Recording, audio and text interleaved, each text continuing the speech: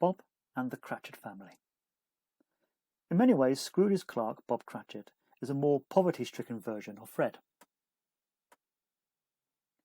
After all, the two characters share a similar vision of Christmas. Bob spontaneously applauds the mini-speech outlining the virtues of Christmas which Fred makes in Scrooge's office. Bob also toasts Scrooge after the Christmas meal over the objections of his wife, demonstrating his generous nature, whilst Fred similarly forgives his uncle and offers a toast to the old man at his party. They both also realise that money isn't everything, and that they are rich in love and companionship, in absolute contrast to the isolated, friendless Scrooge.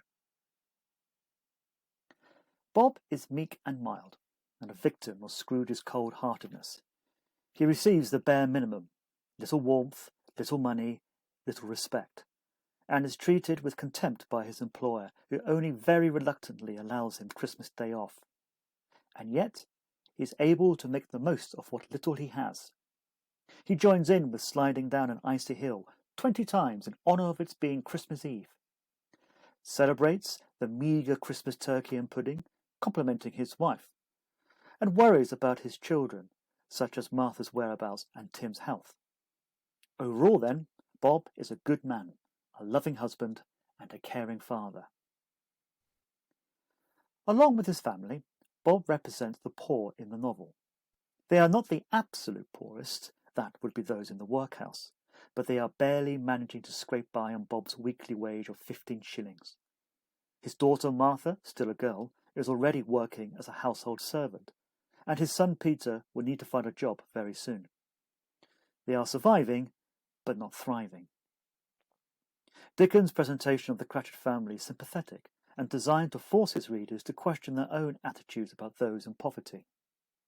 Many at the time shared Scrooge's view that the poor were idle and so undeserving of help. The Cratchits in Stave 3 are deliberately shown as hard-working, supportive, and decent, i.e., very much worthy of more support and understanding from the well-off. Nowhere is Dickens' mission to address negative views of the poor more clear than in his use of Tiny Tim. This character's presentation is unashamedly sentimental, and designed by Dickens to evoke an emotive response from the reader. Moreover, a clear link is made between Bob's disabled son and the work of Jesus to remind Dickens' church-going readership about Christ's instruction to take care of the needy and weak. Through his young age, poverty and illness, Tim symbolises the weak and vulnerable, who were too often cast aside or ignored by society. At a time when a third of children didn't see their 5th birthday and a quarter didn't make it to their teenage years, Tim's future looks very bleak. Indeed, without intervention, the child will die, as both the ghosts of Christmas present and yet to come make very clear. As readers, this moves us, and so we are compelled, like Scrooge, to feel not just sympathy, but also empathy for those like the Cratchits.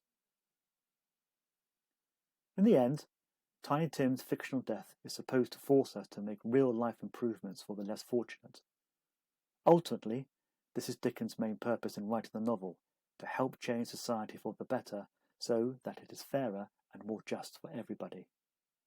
It is not only Scrooge who needs to change.